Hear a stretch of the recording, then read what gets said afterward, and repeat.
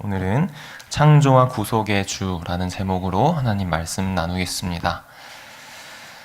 오늘 본문은요, 그리스도에 관한 시라고 할 정도로 문학적인 기교가 두드러지는 그런 부분인데요.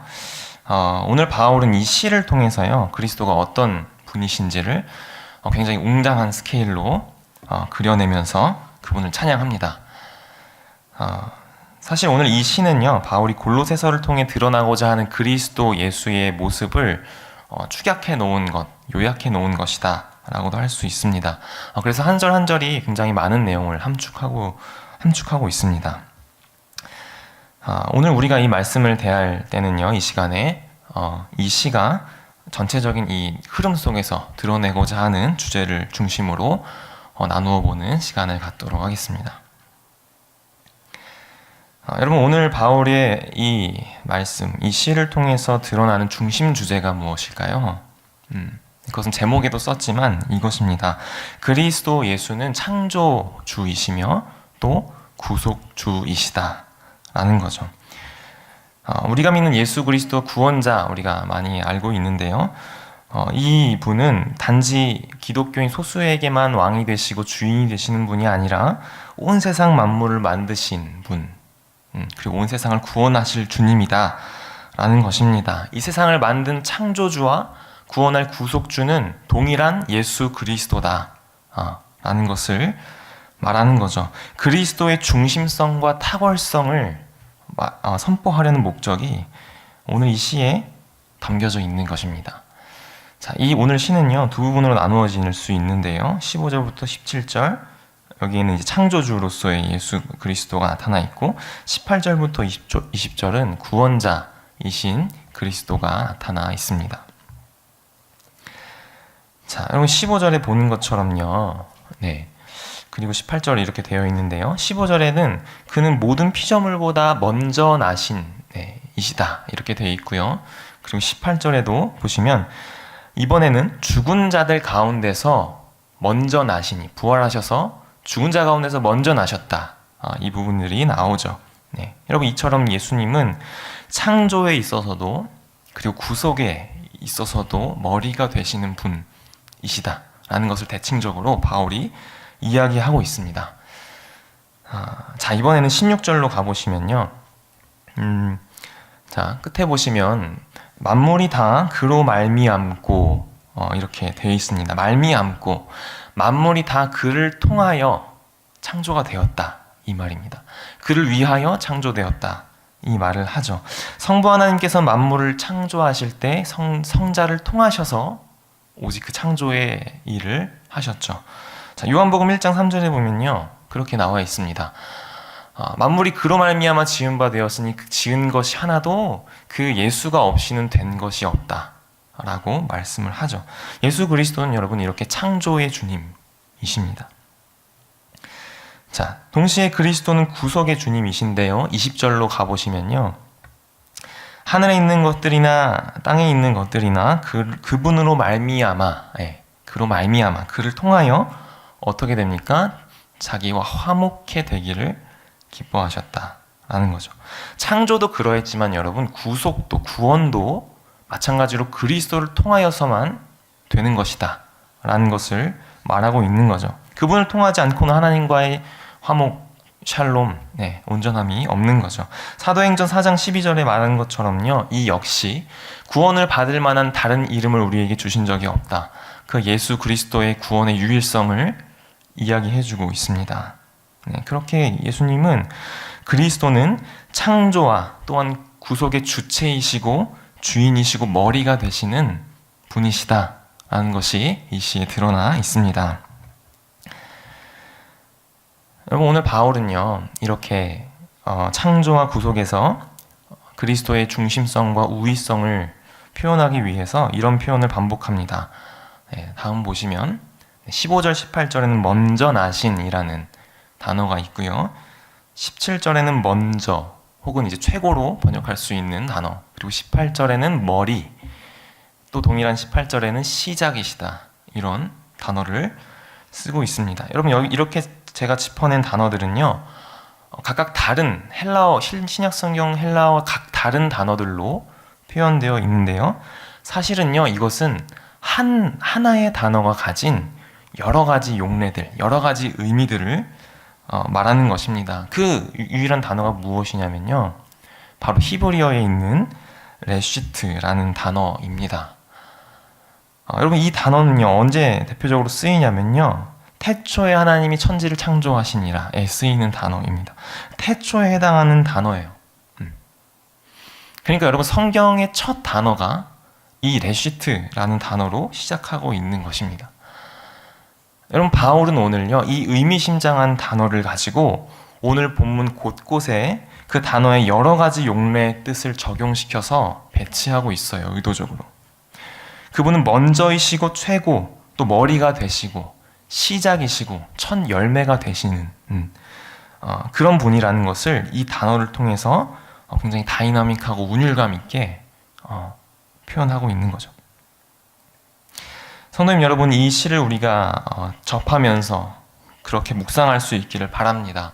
그리스도는 세상 무엇보다도 최고이시고 무엇보다도 먼저 되신 분이시고 또 교회의 머리이시며 모든 것의 시작이고 기원이 되시는 분, 그리고 첫 열매, 새 창조의 부활의 첫 열매가 되시는 분이시라는 것이죠. 여러분, 우리가 믿는 그런 구원자 예수 그리스도는요, 그러한 엄청난 광대하신, 그러한 크신, 높으신, 우리의 말로 다 형용할 수 없는 그런 광대하신 분이시라는 것을 우리가 이 본문을 통해 묵상할 수 있기를 바랍니다. 16절에 보시면요, 어떤 표현이 있냐면요, 왕권들이나 주권들, 통치자들, 권세들, 그런 만물들을 이야기하는데요. 그것들이 어떻게 돼요? 그로 말미암고 그를 위해 창조되었다라고 말합니다. 여러분, 그런 것들보다 예수 그리스도가 어떻다는 거냐면 훨씬 우위에 있다는 거예요. 서열이 단순히 서열상의 우위를 넘어서 그 모든 것들이 그로 인해서 생겨났고 그를 위해서 존재하는 것이다 라고 이야기하는 거죠. 여러분, 감히 비교가 안 되는 것이라고 말하는 거예요. 그러나 여러분, 우리는 세상에 있는 것들과 예수님을 자주 저울질할 때가 많잖아요. 그러나 사실은 비할 바가 되지 않는다라는 것이 표현되죠. 왜 굳이 왕권들, 주권자, 통치자, 권세자들을 이렇게 비슷한 것들을 나열했겠습니까? 바울이 그것은 이 세상에 있는 권력 구조들을 일부러 구체적으로 언급하면서 훨씬 더 뛰어나고 우월한 그리스도를 바울이 여기서 이야기하고 싶은 것입니다. 어떤 세상의 강력한 것들보다 절대적으로 우위에 있는 그리스도를 이야기하고 있는 거죠. 그리스도로 인해 창조되었고 그를 위해 있는 것들이라는 것입니다. 세상에 있는 것들은 그분을 대적하는 자들도 많이 있죠. 그러나 여전히 그것들 역시 그리스도의 통치 아래에 있고 그가 원하시면 그것들을 다 폐하여 버릴 수도 있는 그런 것입니다. 그리고 여러분, 오늘 이 본문에 보면은 어디 이 세상에 있는 눈에 보이는 것들 뿐만이 아니라는 걸 알 수 있습니다. 그 앞에 보시면 하늘과 땅에서 라는 표현이 있죠. 하늘이 어디일까요? 하늘과 땅 하면 어디죠? 온 피조 세계인데요. 뒤에 나오는 표현들처럼요, 보이는 물리적인 이 세계뿐만 아니라 보이지 않는 것들, 그러한 영적인 세계를 통틀어서 말하고 있는 거예요. 영적인 세상이 또 얼마나 우리가 다가설 수 없는 신비한 곳이고 그 가운데 얼마나 또 악하고 강한 영적인 존재들이 있습니까? 그런데 그것을 다 통틀어서 그런 영적인 주권들이나 권세와 모든 것들을 통틀어서 그리스도가 어떠신 분이냐면 훨씬 우위에 있는 분이시다. 비교할 수 없다는 것을 이 본문은 이야기하고 싶은 거죠. 또 어디 그뿐입니까? 20절로 넘어가 보시면요, 또 뭐가 그리스도를 통하여만 되냐면 땅이나 하늘에 있는 모든 것이 그로 말미암아 구원을 얻는다고 이야기하고 있어요. 그 세상의 모든 권세보다 강하셔서 그들을 패하실 수도 있고요, 그들을 구원할 수 있는 유일한 소망도 그에게 있다는 거죠. 그 모든 권세들의 소망도 그들이 유일하게 붙잡을 수 있는 것도 예수 그리스도밖에 없다 라고 하는 것입니다. 여러분, 자, 이렇게 만들고 패하고 맺고 풀고 건져내고 하는 모든 일이 누구에게 달려 있습니까? 네, 예수 그리스도에게 달려 있는 것입니다. 여러분, 세상에서 여러분들 우리가 두려워하는 것이 어떤 것이 있을까요? 무엇 앞에서 우리는 두려워하고, 또 어떤 자들 앞에서 주눅이 들고, 또 어떤 권세가 두렵고, 또 어떤 것에 대해서 압력을 받고 계십니까? 여러분, 이 본문을 통해 우리가 어떤 마음을 가질 수 있겠습니까? 여러분, 우리가 믿는 우리의 주 예수 그리스도께서 우리가 대하고 있는 모든 것들보다 크시고 위에 계신 분이라는 것을 믿을 수 있기를 바랍니다. 믿음으로 여러분 그것을 확정하면서 그 자리 가운데 나아갈 수 있기를 바라요. 그들보다 권세가 강력하신 것은 물론 그분이 아니면 건져질 수도 없고, 그들은 아무것도 본인의 뜻 안에서 마음대로 할 수 없다는 것을 기억할 수 있길 바랍니다.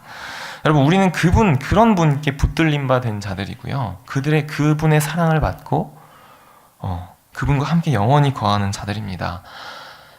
여러분, 무엇이 우리를 그리스도 안에서 끊을 수 있고 위협할 수 있겠습니까? 무엇도 그러할 수 없는 거예요. 보이는 것이나 보이지 않는 것이나 어떤 영적인 존재들이나 그것 가운데 우리를 그분으로부터 끊어낼 수 없는 것이 없다는 것을 믿으시길 바랍니다. 여러분, 그래서 우리는 그리스도 안에 자유해질 수 있는 거예요. 그리스도의 이러한 초월적이고 절대적인 우월함이 우리에게 주어지는 것이죠. 여러분, 복음은 그러한 능력으로 우리에게 나타납니다. 여러분, 아무리 예수님이 초월적이고 탁월하신 분이라고 한다고 해도요, 그분이 우리 편이 아니라면 소용이 있을까요? 소용이 없겠죠. 그 위대한 것이 내 것이 아니면 소용이 없습니다. 또 탁월하신 위대하신 주님이 내 편이 되어주신다고 할 때도 만약에 우리에게 조건을 따져가며 우리 편이 돼주신다고 하면 어떨까요? 나의 자격이나 조건이나 나의 선한 행실에 따라서 너의 편이 돼줄 수도 있고 아닐 수도 있다고 하신다면 여러분, 역시나 우리에게 소망이 없죠. 그런 불완전한 나에 의해서 좌지우지 된다고 하면 우리는 여러분 자유함이라는 것은 없이 늘 불안하고 초조한 삶을 살 뿐일 거예요. 그러나 여러분, 복음이 무엇입니까? 복음은 우리의 어떠함과 상관없이 주어지는 은혜죠. 예수 그리스도께서 십자가에 달려 죽으심으로 이미 우리는 구원을 얻고 하나님과 화목한 그 샬롬의 관계 안으로 들어갔습니다. 화목을 위해 필요한 그 모든 값이 그리스도로 인해서 다 지불되었다는 것, 우리가 그분을 믿을 때 그게 우리 것이 된다는 것이 복음입니다. 네, 여러분, 우리가 그렇기 때문에 자격과 조건과 어떠함에 상관없이 온 만물의 주인이시여 모든 권세자들보다 뛰어나고 강력하신 주님을 우리는 안전하게 영원히 소유할 수 있는 것입니다. 그래서 여러분, 우리 그리스도인 안에는 절대적인 자유함이 있고, 또 세상에 어떤 것도 두려워하지 않는, 세상이 감당치 못하는 자들, 목숨도 내놓을 수 있는 자들이 그 복음 그리스도 안에서 나올 수 있게 되는 것이죠. 그리스도를 따라 십자가를 지는 그 강력한 삶을 살 수 있는 것입니다. 여러분, 바라기는 우리가 그 놀랍고도 권세 있고 영광스러운 그 삶을 동경하면서 세상에 있는 어떤 다른 삶을 부러워하는 것고 동경하는 것이 아니라 그 그리스도 복음에 붙들려서 담대하고 자유한 그 삶을 동경하며 나아가시는 우리의 삶이 되시기를 바랍니다. 오늘 본문에서 예수님은 구속주이며 또 창조주임이 드러나고 있죠. 만물이 그로 인해 창조되었습니다. 여러분, 이처럼 이 세상은요, 하나님, 주님이 만드신 선한 것이고 그분의 작품입니다. 그런데 여러분, 우리가 교회가 아닌 밖에 있는 세상을 대할 때요, 우리가 오해하고 대할 때가 있습니다. 그럼 우리가 밖에 있는 사람들을 대할 때, 밖에 있는 것들을 대할 때 그것을 만드신 분이 하나님임을 기억하고 대하고 있습니까? 아니면 우리가 혹시 악한 세상이다, 그렇기 때문에 폄하하고 대적하고 기피하는 태도이기만 합니까? 기독교에서 구원을 말하면서 또 세상의 악함을 말하면서 종종 마치 그러한 세상이 우리가 살고 있는 이 창조 세계가 이 자체가 무가치해졌고 그런 것처럼 왜곡할 때가 많았습니다. 선한 하나님의 창조를 완전히 잊어버리고 타락만 생각하는 오해가 있어 왔습니다. 물론 세상이 죄로 인하여 타락한 것은 분명한 사실입니다. 그러나 그 타락에 대해서 우리가 면밀히 숙고하지 않은 채 경솔하게 판단하는 거죠.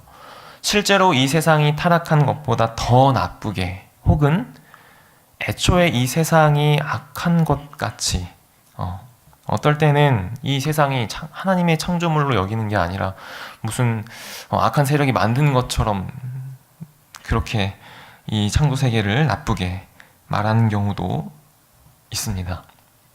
여러분, 이것은 타락을 좀 오해한 것입니다. 칼빈주의 5대 교리를 잘 아시는데요. 그 전적인 타락, 이 교리가 있는데 이것을 예로 들면요. 여러분, 이것이 의미하는 전적인 타락이다라는 것은요, 죄의 영향력이 미치는 그 범위에 관한 것입니다. 범위. 그것이 정도를 말하는 것이 아니에요. 그러니까 죄가 모든 부분에 있어서 영향을 미쳤다라는 거예요. 전적으로 타락했다라는 것은 그런 의미지, 완전한 정도로 타락해버려서 선함이 조금 더 남아있지 않다는 그 질적인 완전한 타락을 의미하는 게 아닙니다. 여러분, 이것을 또 설명해주는 교리가 일반 은총의 교리입니다. 일반 은총을 요약하면요, 이런 거예요. 악을 억제하시는 은총입니다. 본래 인간의 죄악으로 인해서 마땅한 파괴력, 마땅한 그 악에 대한 결과에 합당한 파괴력이라면 훨씬 더 강력하지만 그것을 억제해 주신 하나님의 은총이 일반 은총입니다. 그래서 타락한 인간에게 여전히 어때요? 하나님의 형상이 망가졌긴 하지만 여전히 그 형상을 반영하고 있는 부분들이 남아있는 것은 그분의 은총 때문이다 라는 거죠. 여러분, 이것은 모든 사람에게 해당하는 은총입니다. 구원받은 자나 예수 그리스도를 모르는 자나 모두에게 미치는 은총입니다. 여러분, 사람들의 인간의 죄악은요, 이 주님의 일반 은총이 없었다면 어떻게 됐을까요? 네, 아마 이 역사 자체가 끊어져 버렸을 거예요. 다 망했을 겁니다. 노아 홍수 때처럼 그 역사가 다 끊어져 버렸을 거예요. 그러나 하나님은 어떻게 하셨어요? 그리스도를 보내주셔서 이 구원 역사를 이루시기 위해 그 악한 세상에 있는 악을 억제하시면서 그 역사를 계속 지속해 오시고 보호하시는 은총을 우리에게 주시는 것이죠. 악이 넘치지 않도록 하시는 그 하나님의 은총으로서 이 악한 세상의 타락한 역사이지만 유지되고 있는 것을 우리는 보고 있습니다. 여러분, 믿지 않는 세상 가운데, 세상 사람들 가운데 조금 선해 보이는 부분들이 보이지 않습니까? 그때 우리가 어떤 태도를 가져야 할까요? 어떤 사람의 뛰어난 재능이나 아니면 가족에 대한 사랑이나 선행이나 여러분, 우리가 일반 은총을 모르면 그것에 대해서 비하하고 비난할지도 모릅니다. 왜요? 예수 그리스도를 모르는 자들이니까, 저들은 구원받지 않은 자들이니까 그것은 가짜다, 이렇게 하기만 할 수 있는 것이죠. 여러분, 그러나 그것은 틀린 태도입니다. 그들에게 발견되는 선함의 그 조각들은요, 물론 온전하지 않겠지만 선함의 조각들은 하나님이 선한 창조의 결과이고요, 또 이 피조 세계를 보호하셨던 그 일반 은총의 결과인 것입니다. 그렇기 때문에 여러분, 그것에 대해서 부정할 필요가 없는 것이죠. 그것을 부정한다면 하나님의 창조와 그 부정이 과하다면 하나님의 창조와 그 은총을 거부하는 꼴이 될지도 모릅니다. 물론 여러분, 그 하나님이 주신 은총으로 인한 그 선함이 구원에 이를 수는 결코 없죠. 구원에 조금도 보탬이 되진 못합니다. 그러나 그렇다고 해서 그 선함 자체를 부정할 필요는 없는 것이죠. 균형이 필요한 것입니다. 또 반대로 양극단의 잘못이 있습니다. 그 일반 은총을 통해 하나님의 필요성을 부정하는 것도 엄청난 잘못이죠. 하나님이 없어도 사람은 선함이 있고 그럭저럭 살만하구나, 이렇게 말하면 굉장히 틀린 것입니다. 왜냐하면 그것은 인간의 가능성을 말해주는 것이 아니라 하나님의 은혜를 말해주는 것일 뿐이에요. 그 선함을 만드신 분도 그 선함이 존재할 수 있도록 남겨두신, 보호하신 분도 하나님이시기 때문에 그렇습니다. 더구나 구원은 예수 그리스도를 영접해야 주어지는 것이죠.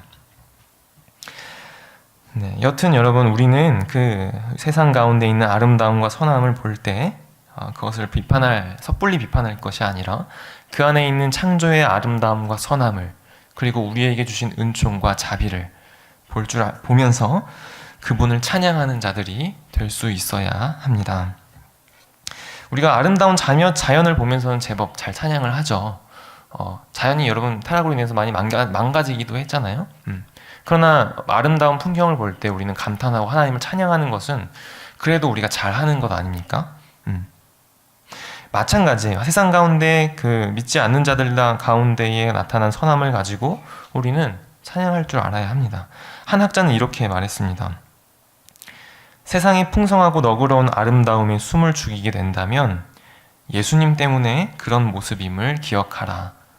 그 공로를 주님께 돌리며 찬양할 수 있다라는 것이죠. 우리 성도님들 이것을 바르게 분별하여서 우리 세상 사람들에게 나아가서 그 선하고 아름다움, 당신의 그 선하고 아름다운 모습의 그 원인이며 주체이신 그 하나님을 알려주실 수 있는 여러분들 되시기를 바랍니다. 그래서 알려주면서 하나님께, 예수 그리스도께 인도할 수 있는 그런 사명 감당하실 수 있기를 바랍니다. 네, 이렇게 악을 억제하시는 은총을 주님이 주셨지만요, 당연히 이 세상은 어떠합니까? 죽음으로 요약되는 추함과 악함이 만연합니다. 물론 이것은 하나님이 의도하신 바가 아니죠. 그렇기 때문에 하나님은 이것을 바로잡기 위해, 치유하기 위해 일하십니다. 이 역시도 누굴 통해 일하십니까? 네, 계속 얘기하죠. 그리스도 예수를 통해 일하십니다. 17절부터 18절입니다. 우리 한번 읽어볼까요? 시작. 또한 18절부터 시작. 그는 몸인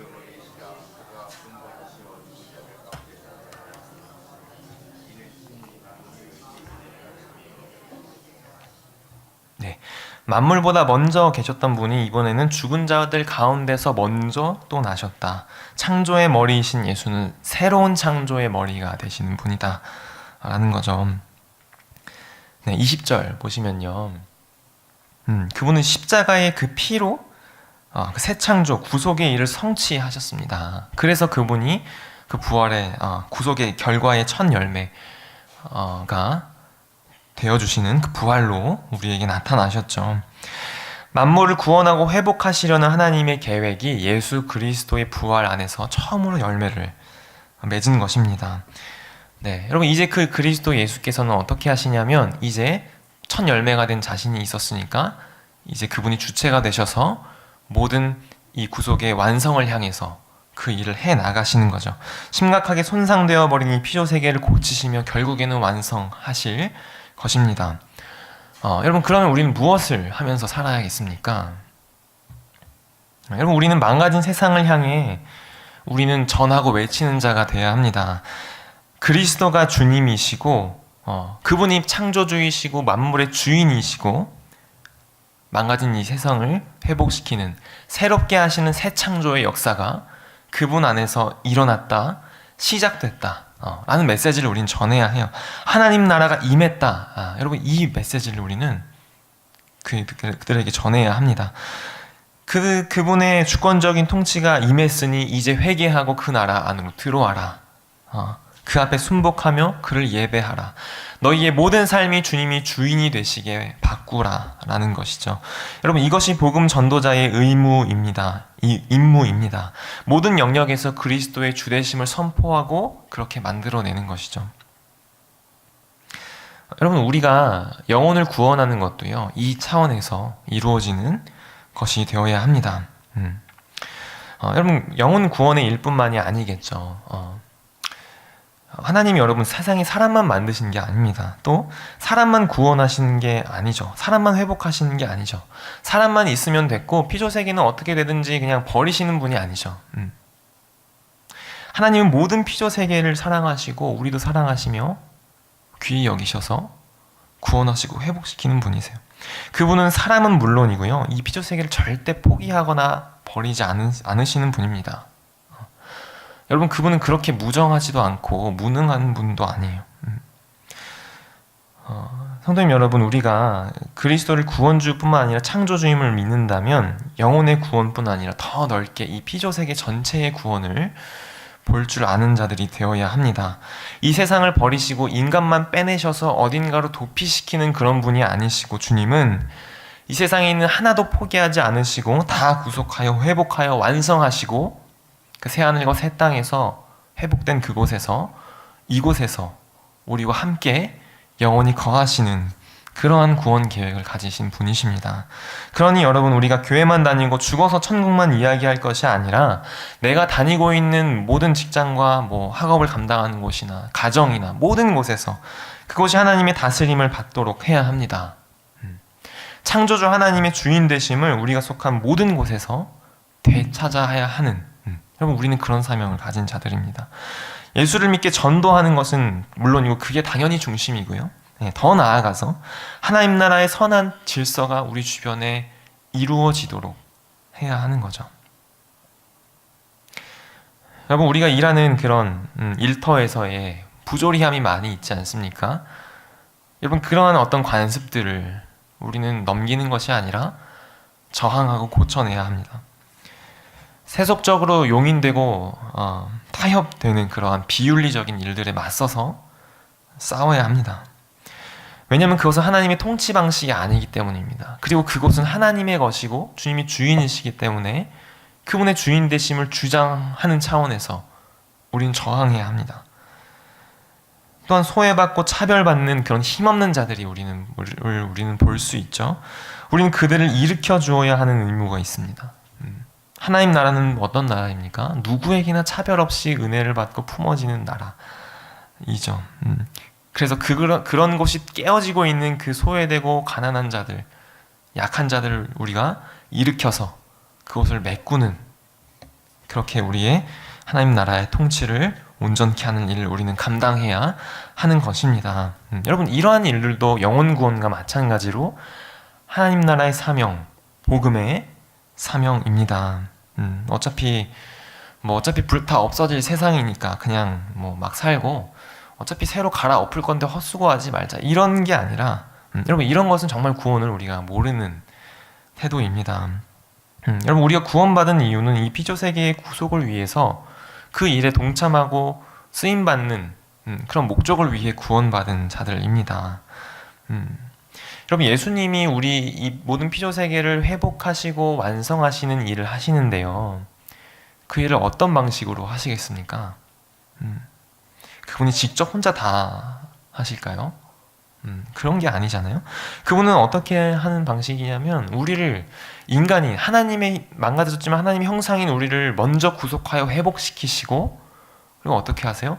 그 형상인 우리가 그 일을 감당하게 하시는 거죠. 우리가 이 세상에 널리 퍼져서 하나님의 형상인 우리들을 통하여서 만물이 온전하게 회복되는 역사를 우리를 통해서 일하시는 거예요. 여러분, 우리가 그러한 사명을 기억할 수 있기를 바랍니다. 나를 구원하신 하나님만 우리가 안다면 너무나도 좁고요, 우리를 구원하신 하나님도 좁습니다. 우리는 만물을 구원하신 하나님을 기억하고 그 큰 그림 안에서 우리의 사명을 감당해야 될 줄로 믿습니다. 말씀을 마무리하겠습니다. 창조의 주요 구속의 주이신 예수 그리스도가 우리의 주님이십니다. 온 우주보다 크시고 온 만물의 흥망성쇠를 쥐고 계신 분을 우리가 모시는 자들답게 세상 가운데 자유하면서 오직 그리스도를 삶의 중심으로, 내 힘의 의지의 중심으로 두고 우리에게 맡겨진 사명을 다해갈 수 있는 복된 우리들의 삶이 다 될 수 있기를 소원합니다.